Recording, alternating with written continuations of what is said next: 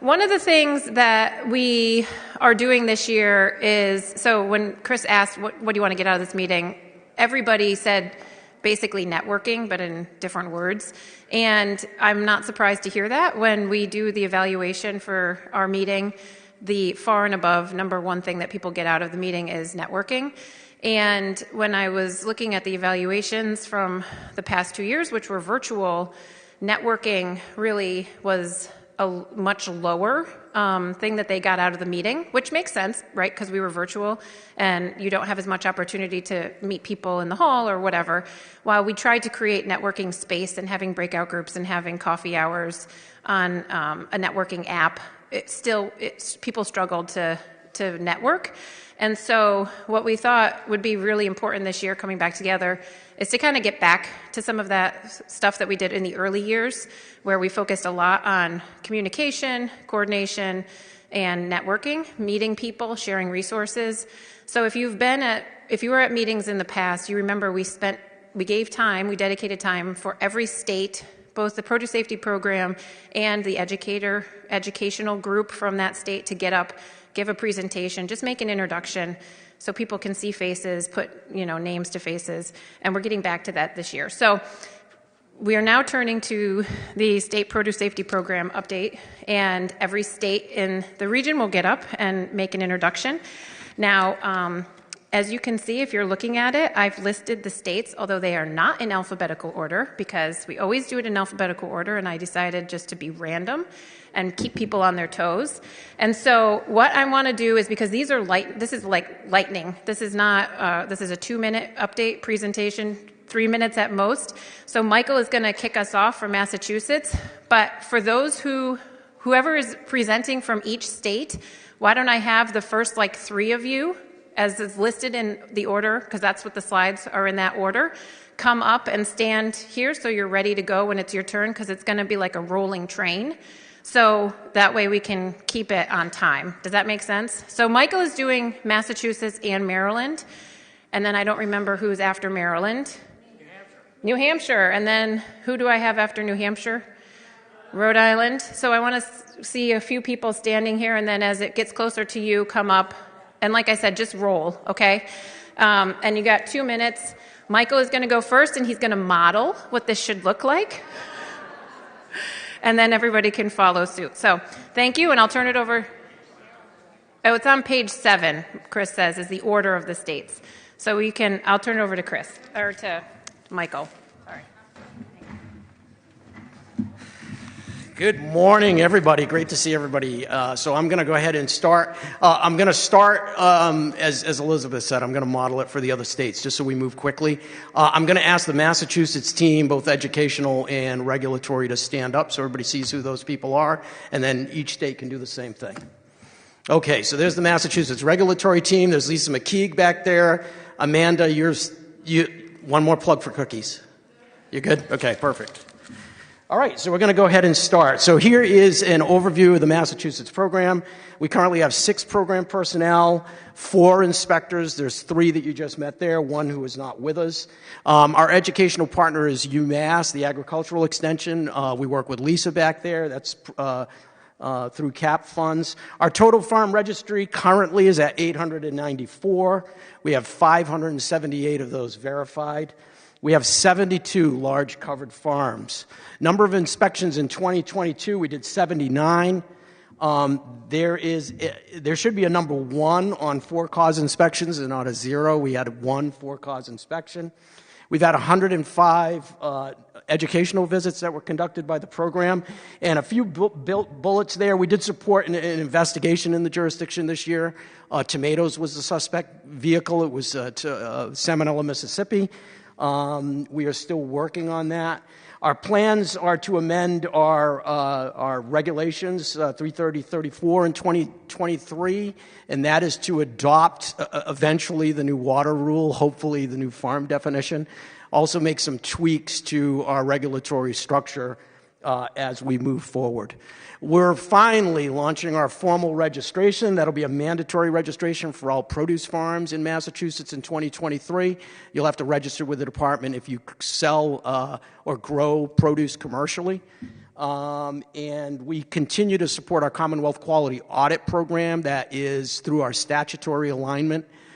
Can be considered an inspection if you receive that audit, and we're still conducting about 95 CQP audits in the jurisdiction each year. So that's the Massachusetts update.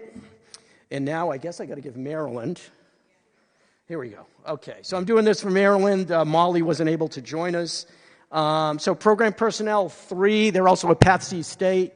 They have 2 inspectors. Their educational partner is the University of Maryland Plant Sciences Extension. They currently have 808 total farms in their registry with 145 verified. They have 33 large covered farms. They did 13 inspections in 2022 with 0 for cause, and number of educational visits there, you can see 21. They hosted a BSAAO workshop this spring. They're having challenges, I think, as most of us are, with keeping and hiring staff. And they are also moving into a mandatory registration for produce farms in Maryland. So that's the Massachusetts and Maryland update. I'll turn it over to Vicki from New Hampshire.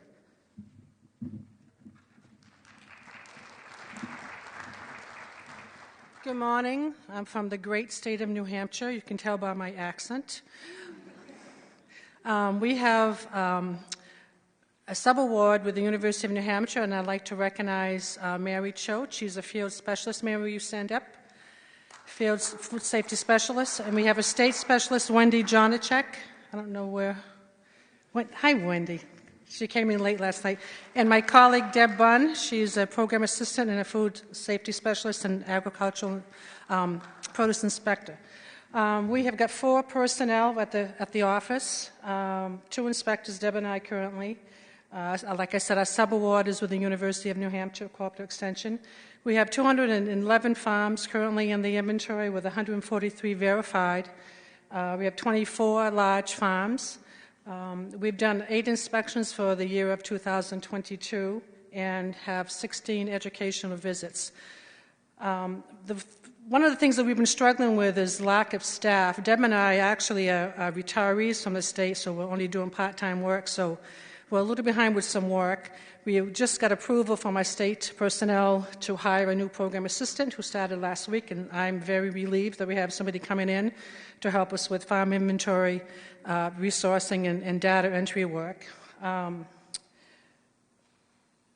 One of the things with the farm inventory work, and I know a lot of states feel the same way, is responses from farmers and getting that information back in to add to our database. That's an ongoing situation with us. And another thing that we're working on is an MOU between the State Department of Agriculture and our Health and Human Services Agency to do lab analysis of suspect products, and we're currently in the process of having that reviewed and approved with their lawyers, and it'll be coming over to our state agency for approval. And that's it for New Hampshire. Thank you.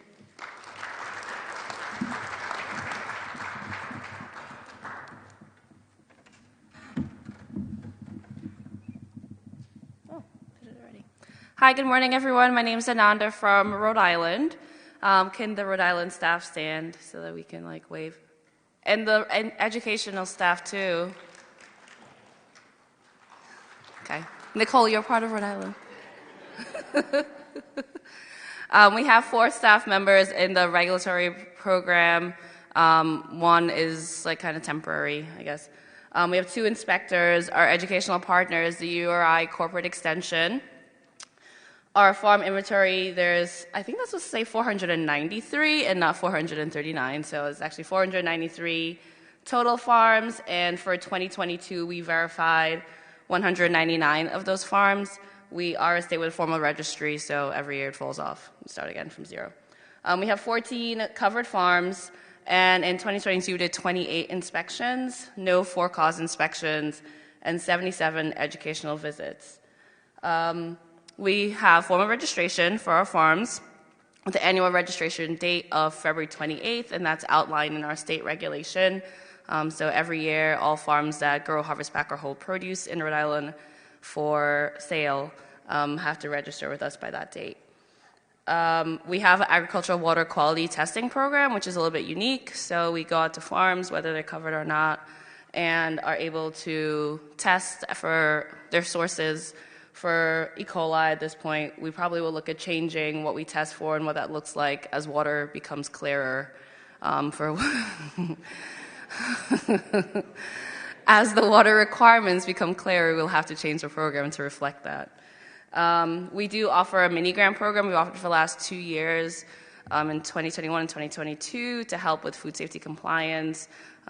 We all know that the funding for produce safety improvements and on New England farms and Northeast farms tends to be not so great. So that's been a great addition for our program. And then we also have a Rhode Island Gap program, which is a partnership between URI Corporate Extension and DM Division of Agriculture, and it's been going on for about the last 20 years, is what I've been told. I have not been working there for 20 years.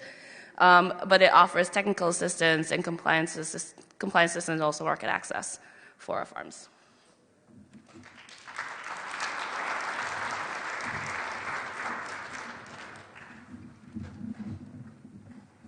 Good morning, everyone. So I'm Steve Shermer, Produce Safety Field Administrator for New York State Department of Agriculture and Markets, located in Syracuse. We are a Path C state working under our own authority. We currently have 8 program personnel, including Aaron Finley, my partner in crime, the office administrator located in Albany, as well as Mike DeFalvio, our program aide who's not here. And most importantly, our 5 inspectors, who I'll introduce and ask to stand up, going west to east across the state. Starting in Buffalo, Western New York area, Mark Scarpina. Mark likes 2 to 4 feet of snow at a time, so we keep him out there. Next, we have Wendy Ingersoll. She's the Finger Lakes area. Then Sherry Card, Mohawk Valley, Adirondack region. She probably has the largest region of the state, geographically. And then our newest addition, Melanie Domlin, Albany, Upper Hudson Valley region. And last but not least, Chris Obergfell, Lower Hudson Valley, New York City, and Long Island. And yes, believe it or not, we have covered farms in New York City.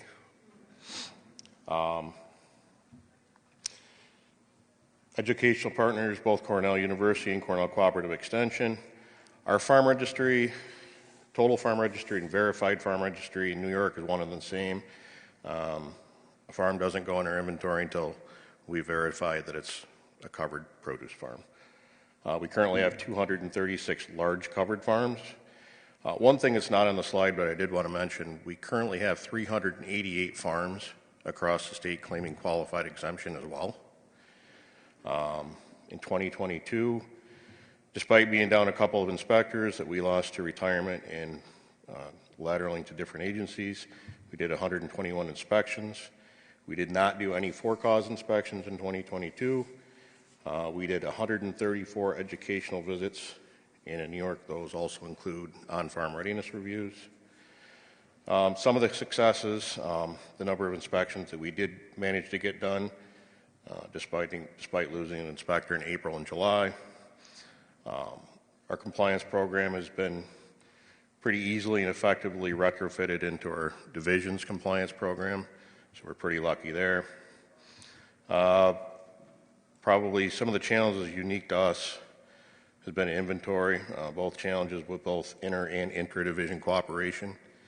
Basically, the 5 inspectors have got the inventory by just sheer hard work. And probably the biggest one is the lack of inspection software. So with that, I will turn it over to Connecticut.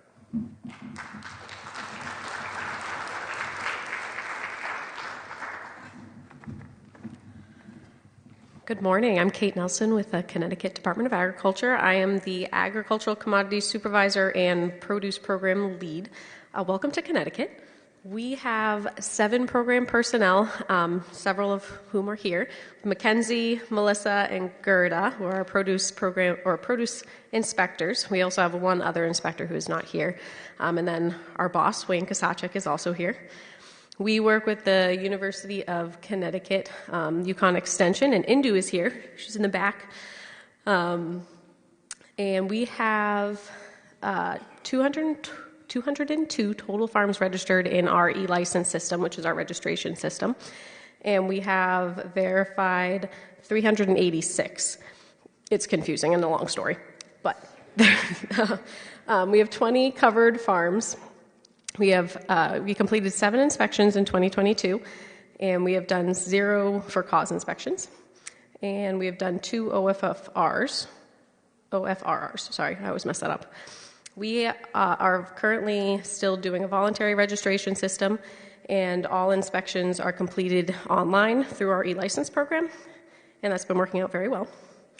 We have pretty much all new staff working with the program, so as I said earlier, and so we're looking forward to meeting with you guys and learning from your experience.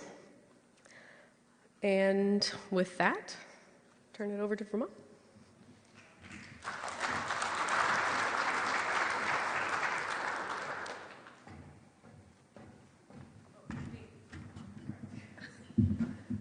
They can figure it out. Hi, everybody. I'm Lindsay with the Produce Safety Program in Maine. We are a Path B state, so we're operating under FDA authority. These numbers, I put 1 program personnel up there. That's me. I'm the only full-time person right now. Hopefully, I'll have another person soon. My produce safety rural specialist position is posted again right now for the 4th time. I do have 1 coworker that reviews my inspections for compliance. I didn't put him on here because that's all he does. We have 3 trained inspectors. I'm one of them. The other 2 are up in Presque Isle, and they also do the gap audits and produce grading. I tried to utilize them this past season, and it didn't work out, so on to a new plan for that. I worked with the Humane Cooperative Extension. Jen and Hob are down in the corner table. Total farm registry, I messed these numbers up. This is the total farms verified for the state, like Christmas tree farms, all farms. And then the produce farms that are verified is 872. We have 22 large covered farms. We did 19 inspections for 2022. A lot of that was catch up because we were behind when I took over as program manager. I did 2 for-cause inspections, 12 on-farm readiness reviews, and had a hard time coming up with it. It's been such a whirlwind year. Like, what do I put up here for high points? But it looks like our new database, I'm getting done with testing, seems to be winding down and stable, and we have a deploy coming up in the next 2 weeks, so hopefully it's good, and I don't have to focus on that so much.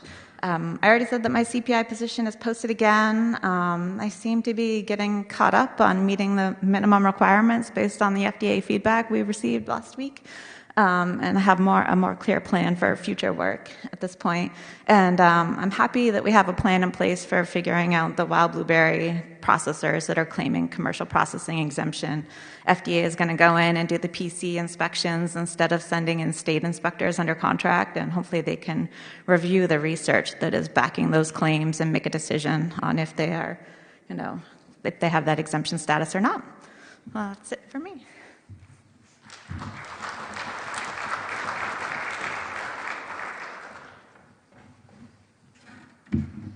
All right, can everybody see me? I'm a little short. All right, so I'm Amanda Ziegler from Delaware. With me, I have our Delaware produce table. We have Ms. Andrea Jackson, who's the admin, the PI, Mr. Justin Grimminger, who is our inspector, Mr. Gordon Johnson, who leads our educational program, with Ms. Callie Neal, and Ms. Jen Jones. Delaware is a very small state. In our program, we have 4, but actually we are going to have 3 when we return. So we have 1 inspector, but I'm also trained to do inspections, which worked out well because our inspector moved on to a new job beginning of our inspection season last year. Mr. Justin Grimminger is our new inspector. We work at University of Delaware Cooperative Extension. We have a total of 155 farms in registration and verified 110 with 14 large farms. The number of inspections we did last year was 20. We're unique because we do mandatory inspections every year on everybody. Number for cause, 1. Number of educational visits, 9. The state regulations are mandatory for registration in our farms, or in our state, so everybody has to. Small program, 4 people, and our online portal for registration exemptions. That's been a very powerful tool for us. So it helps us get a list of names and an email. So if we want to do educational outreach, we can just go ahead and send one email right from that portal to everybody. And that's Delaware.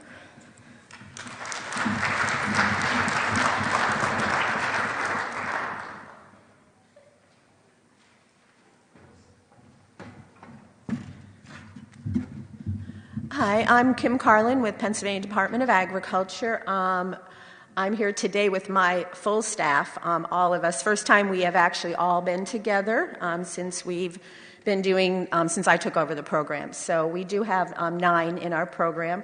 I'm the program manager, and we have 8 inspectors. If you guys want to stand up at the Pennsylvania table there. Stand up, Jeff. We have 3.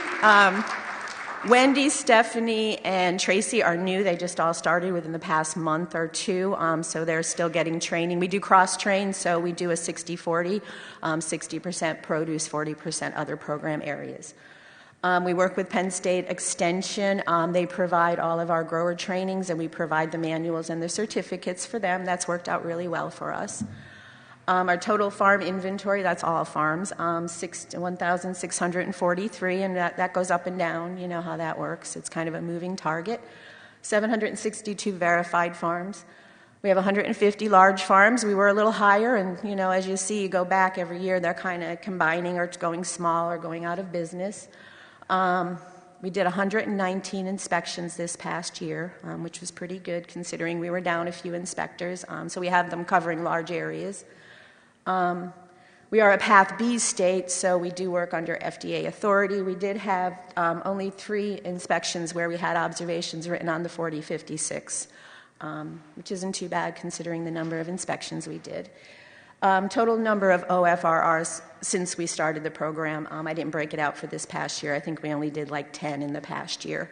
Was a 507. So, and you can thank Anita at our table. She's been with the program since the day it started, and she's probably done, 400 of those, right, Anita? We did volunteer for the calibration program with FDA. I did do 2 inspections last year. Kind of got to the end of the season, so I'm going to pick up 3 more this year and get that done, and then be able to calibrate our staff. We developed 4 SOPs. I did a mentoring project. I was part of that mentoring project they were doing with Kentucky, and we developed 4 SOPs, which I'm hoping will help us with standardization. So we did an inspectional one. We did one for our survey process, exemptions, and training and staff development. So that's Pennsylvania.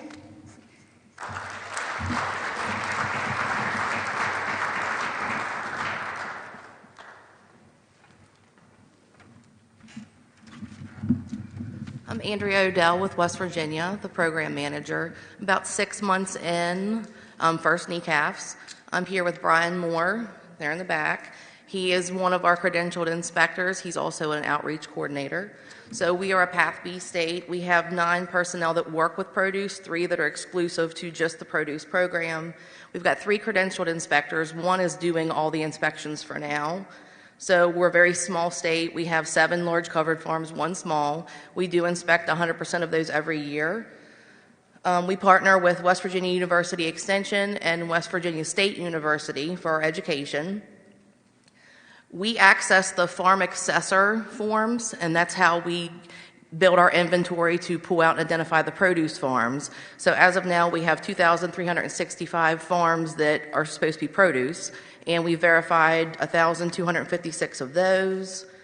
8 inspections every year, 118 educational visits for 2022. Let's see. And we have a produce safety trailer. We do a lot of fairs, festivals, and outreach events throughout the state. So that's West Virginia.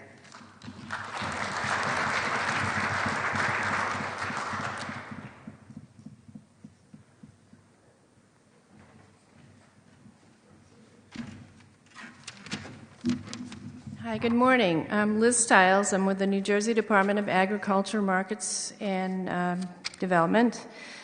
The program manager and an inspector. In our program, we have 7 personnel and 6 credentialed inspectors. We're a Path B state, which means we're operating under FDA jurisdiction. Our educational partners are Rutgers Cooperative Extension. We have Wes and Meredith here, and also Jen Matthews, who was not able to attend. Our total covered farms, these are all verified, 231. We have 167 large covered farms. I added here the total of IE, meaning micro-exempt, and also qualified exempt farms is 416, so we're making progress on finding those smaller and exempt farms. Our total verified produce farms, including the rarely consumed raw, is 887. This year we did 55 inspections. We've had one for cause, that was this year, and one was a follow-up inspection last year. 51 farms received technical assistance this year, and that was through the Rutgers Cooperative Extension. Overall, we've completed 282 inspections. 233 of these were initial, and 49 were routine. And we found a lot of improvement overall in our food safety in New Jersey. Right?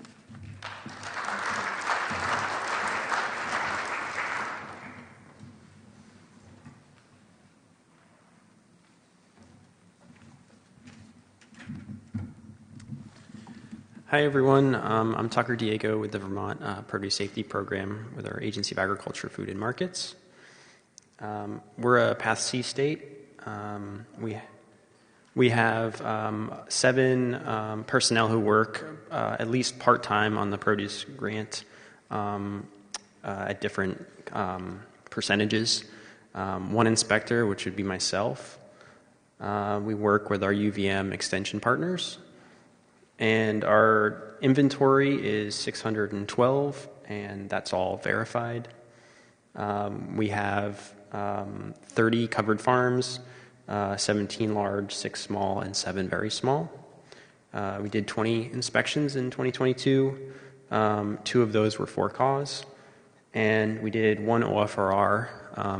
The demand for OFRRs has really reduced that we found, so it was only 1.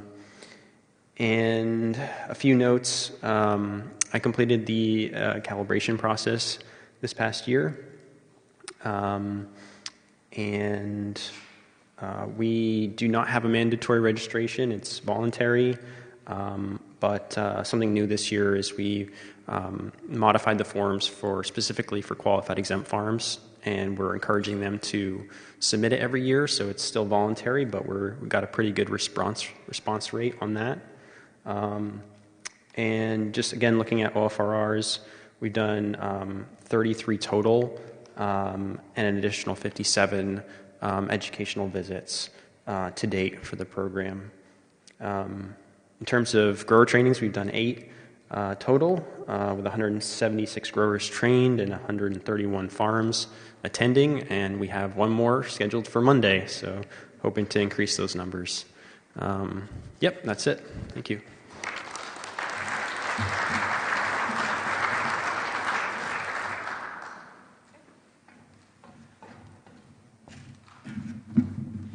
Okay, awesome. And if you look at your time, we are now ahead of schedule. Okay, so thank you. I wanted to thank the states for doing that. I want to thank Michael Botello from Massachusetts. He put together the template slide for the states and determined what information would be most relevant and interesting for us all to hear. So I thank you, Michael, for doing that. So now we break apart into 2 separate groups. We will have a 15-minute break after this, and then what will be next is the program staff and regulators for the produce safety programs from the states. They will be going over around the corner to meeting room 21 and 22 for their meeting, and produce safety and preventive controls educators will remain in this room. And if you have, I have had a couple of requests for slides, and we post all the slides from the meeting on our website after the meeting. So I will get those up in the next couple of weeks, but they will be available. Just I'll let you know, but they'll be on our website, so they will be available. Okay, so with that, we have a 15-minute break, and then at 10:15, either be in meeting room 2122 or here. So thank you so much.